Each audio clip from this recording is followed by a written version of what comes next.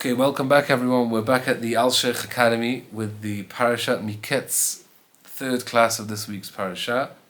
And we're up to the discussion of Paro deciding that Yosef is a worthy candidate and he should be the one to be brought into the discussion of what the dream means. And he sends his people to go and get Yosef from the pit. And the pasuk describes Yosef taking a haircut, taking a change of clothes, and coming to Paro. Says Ramoshe, Hara lanu hu yitbarach, Hashem's telling us the following: Ech natan et chen Yosef be'einei Paro b'terem yirenu. Hashem made sure that Paro finds Yosef favorable. Yosef found favor in Paro's eyes even before he even met him. He already gave him the leniency and the respect. Ki lo amar sheyikru'u lo et hanar eved ivri.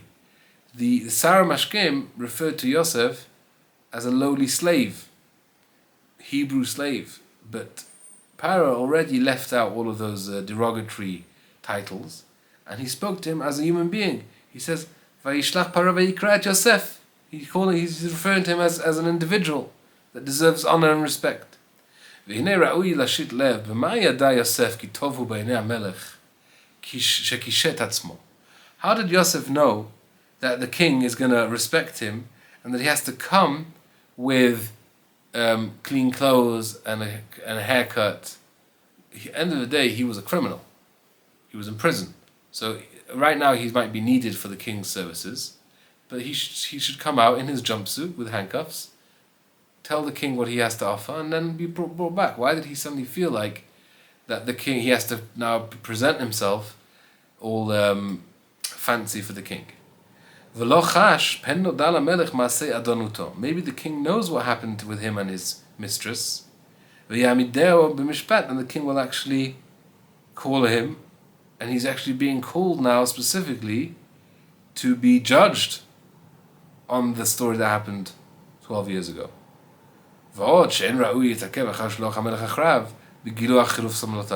If the king needs you, you must go at once. Why are you spending time going to the barbers and the tailors and having a bath when the king needs you? He now he paid attention to what's going on, and he said, "I'm not being summoned for my judgment. Only he was summoned. If this is regarding his mistress, his master's wife, they would have to bring his master and his wife. And because he's not being introduced to this story, only he was brought. So that indicates that it's not a judge. He's not being summoned for to court. Number two, it doesn't say that they took him out of the pit and said, "Come at once to the king." All they did was they took him out of the pit. The first thing is, get out of being in jail. We want to take you out of incarceration. After that, it's up to him to take his time to get to Paro at his own speed. So if the most important thing to the king is to release me from my incarceration, because he cares about the fact that I'm in jail, it means that they came for a good reason. And therefore he felt that if I'm being introduced to the king on favorable terms, I therefore must present myself to the king in a respectable fashion. So then Yosef shows up to Paro and he says the following. Paro says, I had a dream. There are no interpreters at all. I heard about you the following. You can hear a dream with the ability to interpret it. So it says Ramosha, interesting point. Paro doesn't say, I had a dream, but I'm not unable to find anyone to interpret it in a way that I find suitable. As the pasuk starts off in the beginning of the parasha, it says, "Ve'en poterotam leparo," and Rashi points out, and the rabbis in the Midrash say, that there were interpreters, but they didn't find favor in Paro's eyes. They didn't sit well with what he felt the dream meant, or at least on a subconscious level. Right? What were the interpretations of the other people? We're going to see this later on. The others interpreted the following: you're going to have the 7 fat cows means you're going to have seven daughters. The 7 thin cows means that those 7 daughters are going to die and you're going to bury them. Then the 7 fat stalks, the good stalks, are the fact that you're going to conquer 7 different countries, 7 different kingdoms. And the 7 thin stalks shows that those 7 conquered countries that you're going to conquer are going to rebel against your conquest and take back independence. So those were the interpretations that he got from his wise men, and those were interpretations, but they didn't sit well with Paro.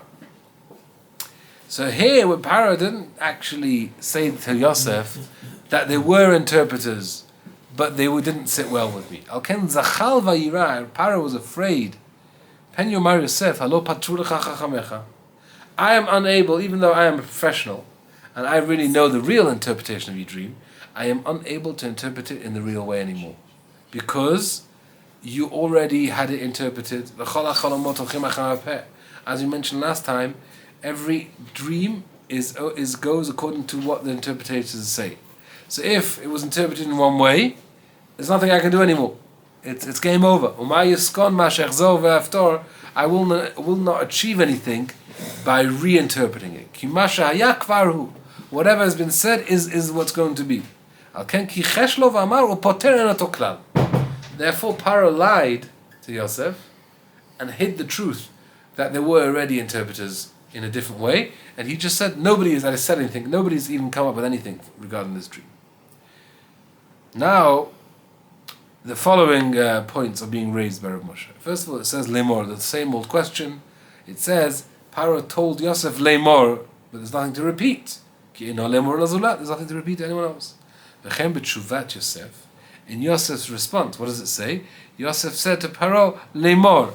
Paro Yosef Lemor, Biladai, it's beyond me. Elohim yanet shlom Paro, the God will answer Paro. So again, we have a Lemor that's unnecessary. V'gam omra biladai. What does he mean when he says it's beyond me, or my wisdom isn't mine? It's not up to me. He's obviously going to say the interpretation in 1 minute. So why is he introducing his interpretation with the preceding statement of saying, "Oh, I don't have the ability to do it," if he's about to do it? Number 4, what is this response? He says, like, Hashem, the Lord, is going to answer Paro. What does that mean? He's going to answer me. Okay, so that's the questions we have. So he says as follows: Achash Paro. Paro was afraid. Pen yomar Yosef. Achash kol chachamecha en gam echad poteroto. Ma gam ata ani kinara nochi.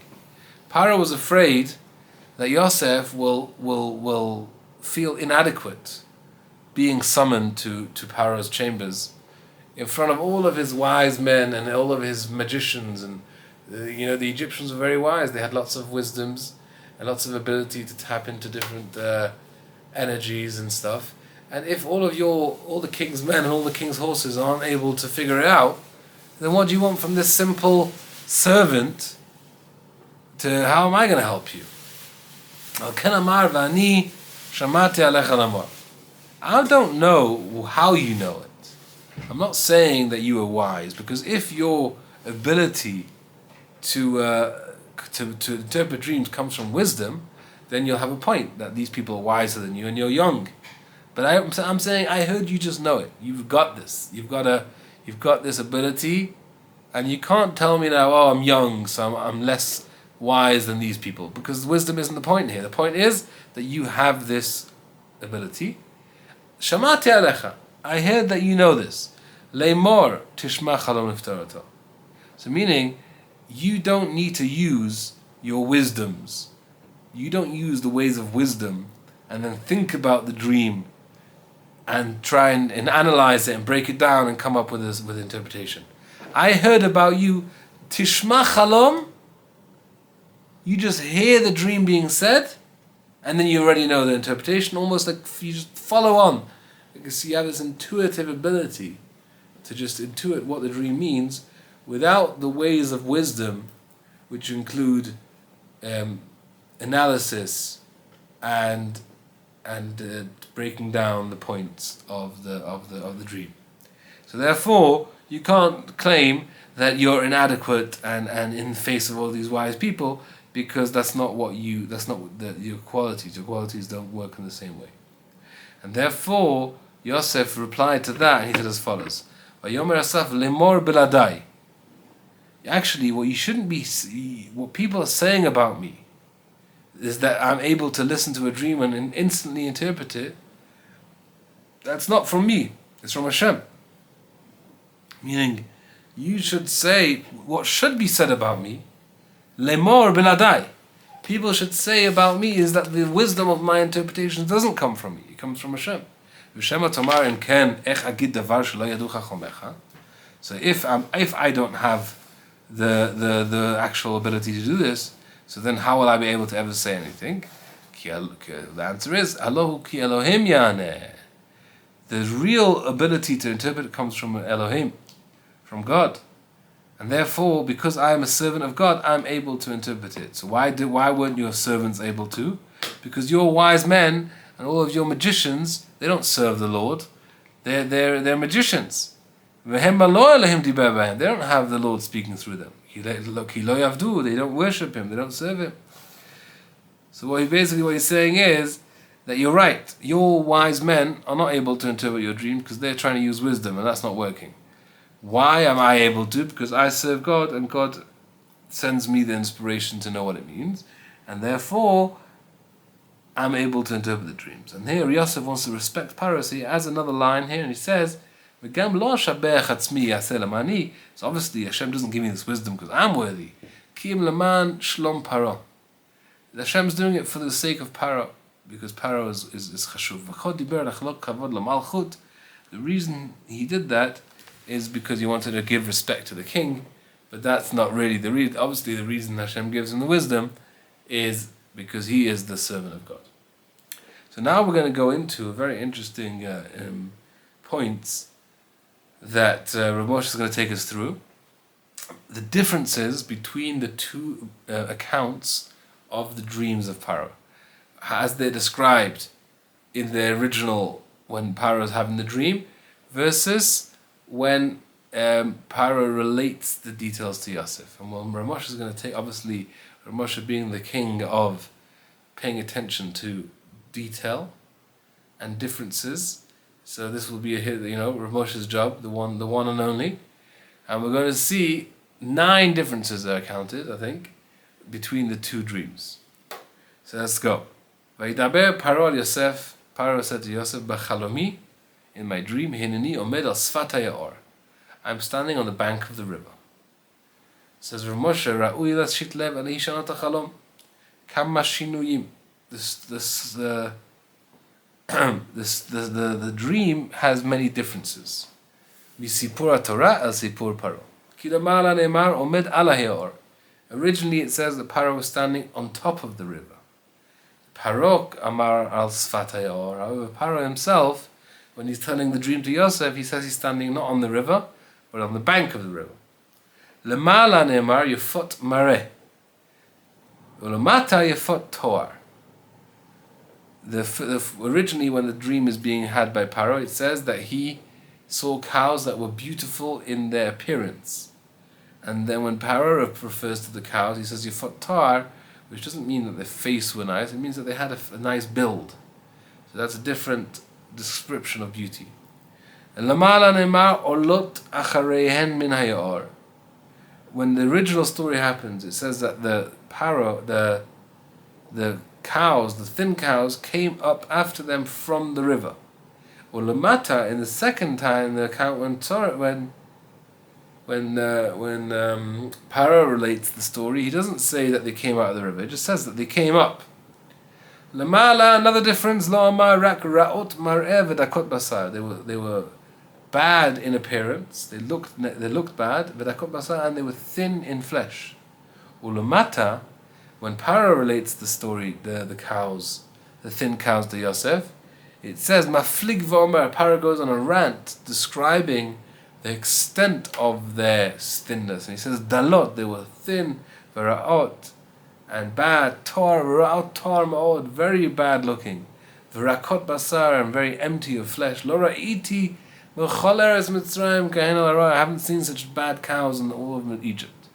So it seems to be that Paro is like making a bit of a fuss of the extent of the thinness of the cows. Another difference, lamala mar'eh or lamata toar. Again, when it comes to the thin cows, it also originally says ra'ot mar'eh, and the second account of Paro it says ra'ot toar. The same as before, where he changes the mar'eh, the look, to the build. V'chol pasuk v'tavona el kirbena lo huzkar lamala klal. Right? Originally, in the first account, it doesn't mention anywhere that the cows went into the stomachs of the thin cows. Originally, when the dream was had, it says that Paro woke up and then fell asleep again and had another dream. But in when Paro relates the dream, he seems to be indicating that it was one dream. He just says Rabbi chalami, and I continued seeing in my dream as if it was part two of the same dream. Another difference. Briot. When it talks about the stalks, it says they were healthy. Lamata Paro doesn't say healthy, he says meleot, they were full. Lamata amar tsnumot. When he talks about the thin ones, he says tsnumot, which means like thin. Lamala lonemar. It doesn't say the word thin, it just says that they weren't healthy. Lamala omer habriot v'hamleot.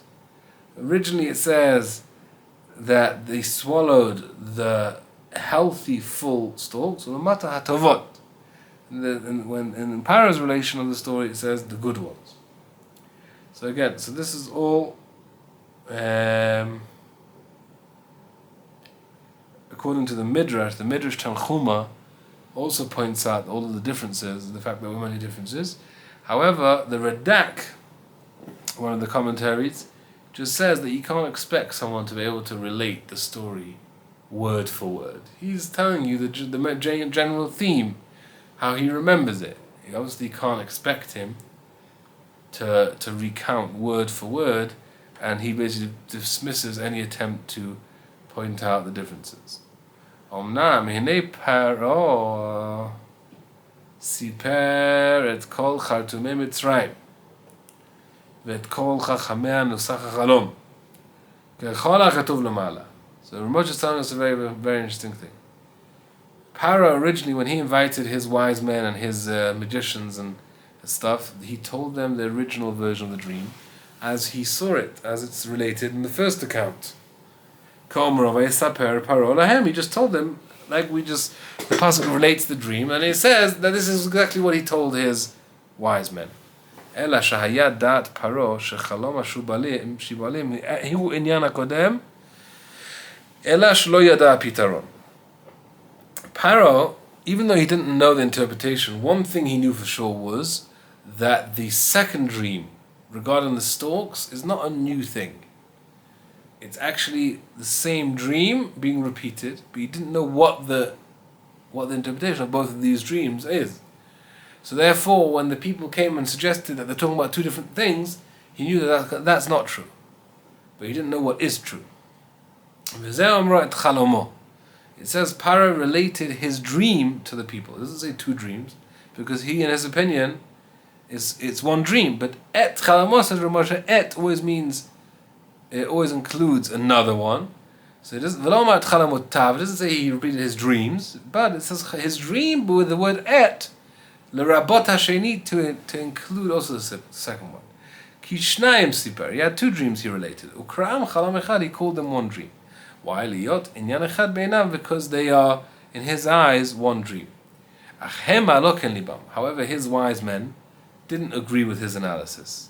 Ki im sheshnayim hema nefredim binyanam, they held Their approach was that it's two separate dreams. And therefore they told him in their interpretation that there was two separate interpretations. Ve'en poter otam. It doesn't say ve'en poter oto, that the singular of the dreams. It's poter otam, because when it came to the interpretation, they separated the dreams again as two separate things. This is the main thing that Paro didn't connect to when he says that they had interpretations.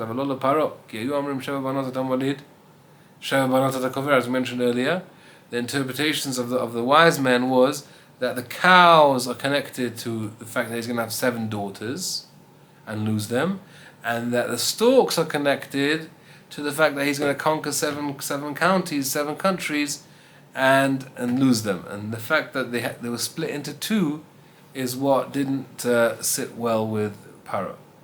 And he didn't connect. He didn't feel that they were adequate interpretations.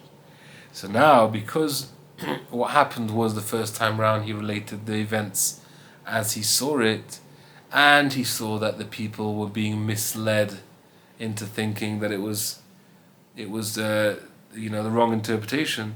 So his main concern now was that Yosef will go down the same path that they went, and that will be the waste of time, because he knows already that interpretation. He doesn't want Yosef to now be fooled into thinking the same as his wise men. So mi pachdo, says Rav Moshe, pen yiftor lo Yosef kachamav, from the fear that Yosef will go down the same path that his wise men went, shina b'lashon hachalom me'asher sipar lachamav. He changed a few details, which he felt was going to shift the understanding somewhat, in order to prevent Yosef from falling down the same trap. La'archik pitronam elav Yosef, to distance their version of interpretation from Yosef's heart, from his understanding. V'hu ki amar Paro b'libo. Paro thought the following: Mi yichnes b'lev chachmim Mitzrayim ke'u sheva banot. What made them believe that we're talking about 7 daughters? Ma'asher amarti al hayaor, because I said I'm standing on the river, and the fact that it says min hayaor, from the river, olot sheva parot, the 7 cows are going to come up. So what does that mean? I'm standing on the river. En ze ela shemitachat shetev zaro adome layaor yitzu sheva banot. So the way they understood the fact that he's standing on the river, they understood that the river is the river of Paro's seed flowing from him, like a flowing river. And from his seed is his zera is going to come in and produce 7 daughters. Now, the fact that what else helped the wise men come to that conclusion? Because the way the cows were described was yefot mareh, a beauty in appearance. Ve'en yefot mareh tzodek b'parot kasha b'bnei adam. Cows don't have a beautiful appearance on their faces. However, meaning, so again, the Rashi, what's the difference between Torah and mareh? Mareh is a certain shine that comes through the face. And that shine is like it's like a soul shining through, and that doesn't exist with animals. However, the Yefot Toar is the beauty of the face and the body, which that is relevant to animals. So therefore, he wanted to remove any human symbols of beauty that can make Yosef fall down the path of the wise men that were referring to humans, i.e. his daughters. So basically, he didn't want his daughters to be referenced as cows. That's not so complimentary. Obviously, yeah. So he was trying to remove the human reference from the whole cow situation. Al ken amru kimi amri yefot mareh. The fact that I say that I saw the cows that look humanly beautiful, they said, we're talking about humans here. Gazru omer ki hapitron ubanot. V'chen masher ekdamti ayofi mareh lebriut basar. When it comes to a human being, you first look at his face, and then you look at the body fat percentage, or how much weight they carry. And so that would be regarding a human. But regarding a cow, it's the other way around. You first look at the build of the cow, how much flesh they have, because the cow is all about the flesh. And then you might look at the face. So that's why he changed around the order. When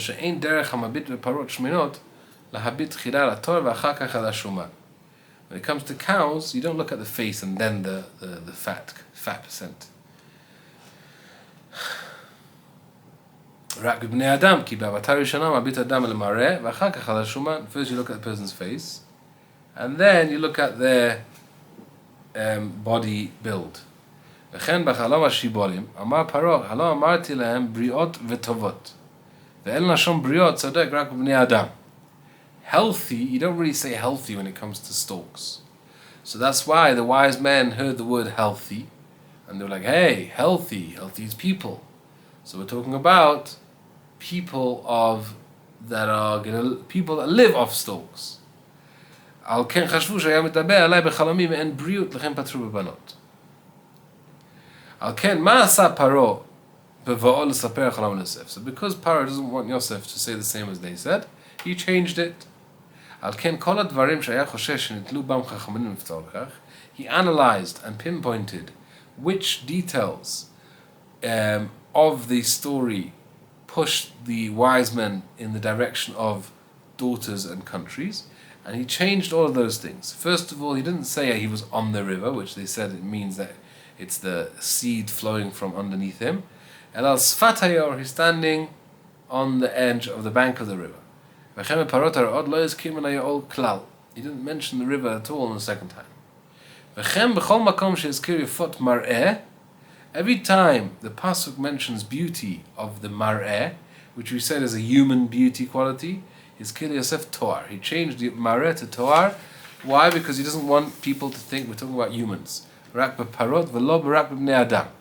V'chen hizkir tchila briot basar v'achar kach yefot Toar. He mentions the healthiness of the flesh before the beauty.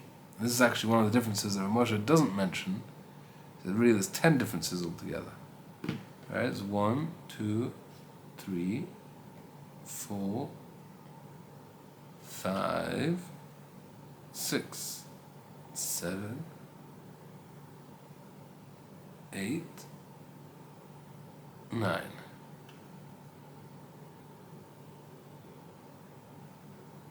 So there's 10. So there's really 10 or 11. Okay, so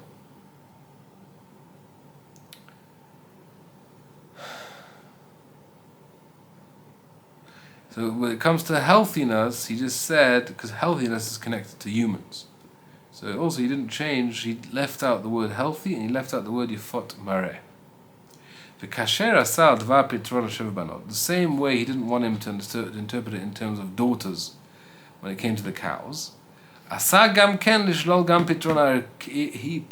didn't want them to understand the story of the dream of the stalks to mean countries being conquered. So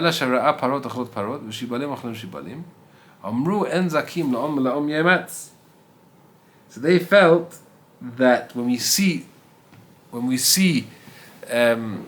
one thing swallowing another thing, that seems like a country conquering another country, because that's a perfect example of something swallowing something up. Like when you have a nation conquer another nation, now that other nation is completely swallowed up by the first nation and it doesn't exist anymore. And that was it's a very straightforward, simple understanding of the concept of one thing swallowing up another. And that's how war works. One kingdom swallows the other kingdom. So what does it have to do with the river? This is a very interesting thing here. He's saying that a river is really the life source of any civilization. As we know, right, every city it was especially in olden days there was no, it had to be next to a natural water source. So in a way, the whole entire city is kind of growing out of the river. The river is providing the ability to live there in terms of agriculture and water supply. So when we say that there's cows and storks coming out of the river, that means that there's different countries that are living off the same river.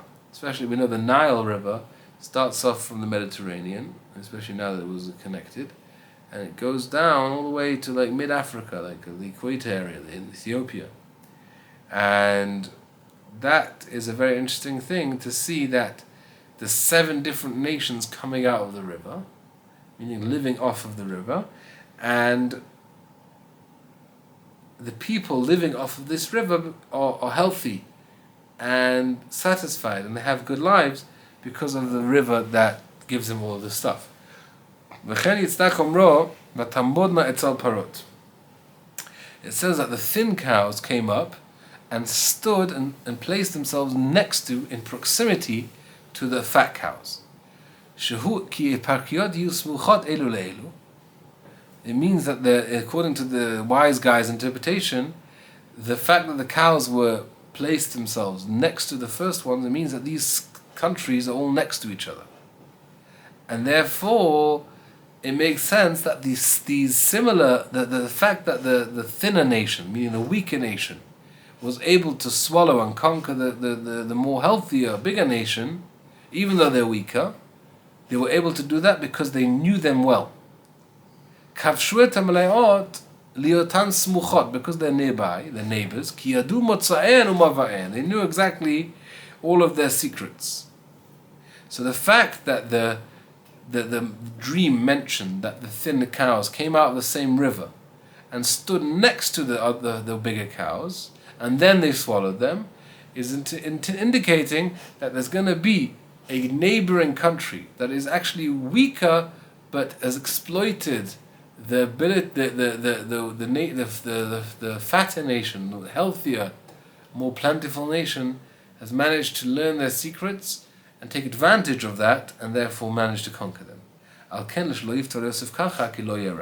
he didn't agree with that interpretation.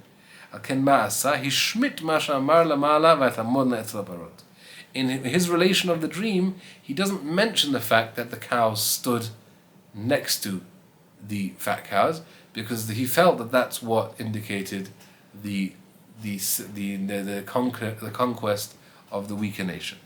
The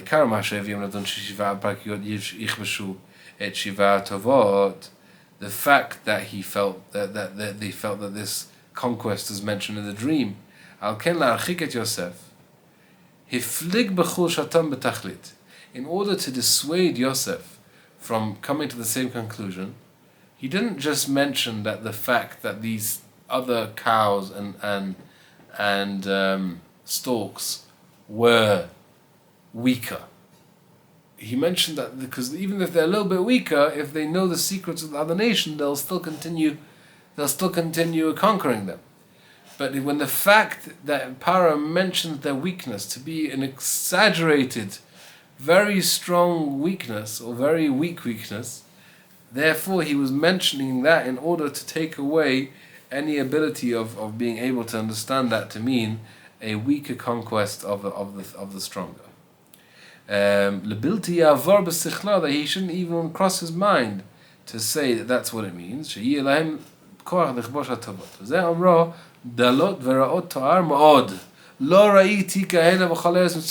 never seen such thin, bad cows in the whole of Egypt.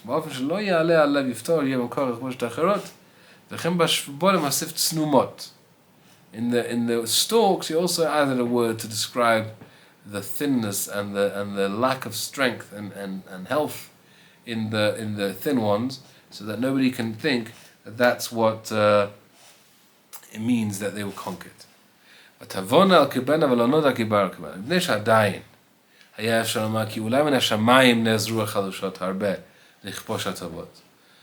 fact that they're very weak doesn't completely take out the possibility that they can be conquered, because they can have heavenly assistance.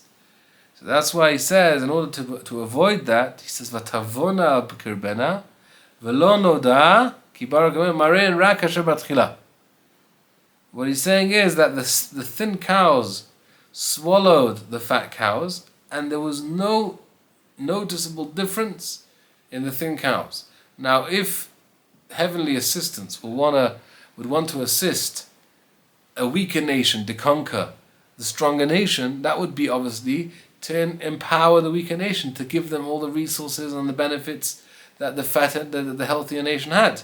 But if there's been no noticeable benefit, if they would remain the same weak as they were when they started, that would seem completely pointless. So the fact that they remained thin as they were in the beginning is that meant the fact that Parah mentions that is in order to dissuade Yosef from understanding that there's a conquest.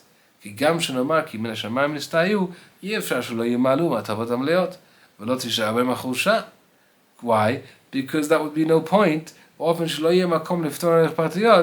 Because for at least they would get more. What would they get if they conquer a country?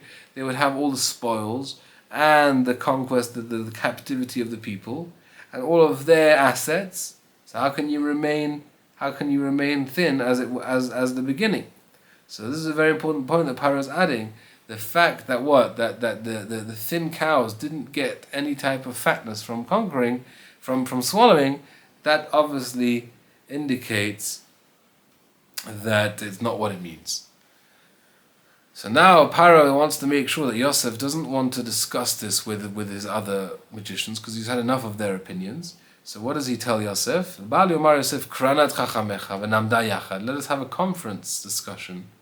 Let's share minds, let's bounce ideas off of each other. I don't want to be on my own here. I might have some experience with interpreting dreams, but let me meet your professionals, and we'll have a big meeting.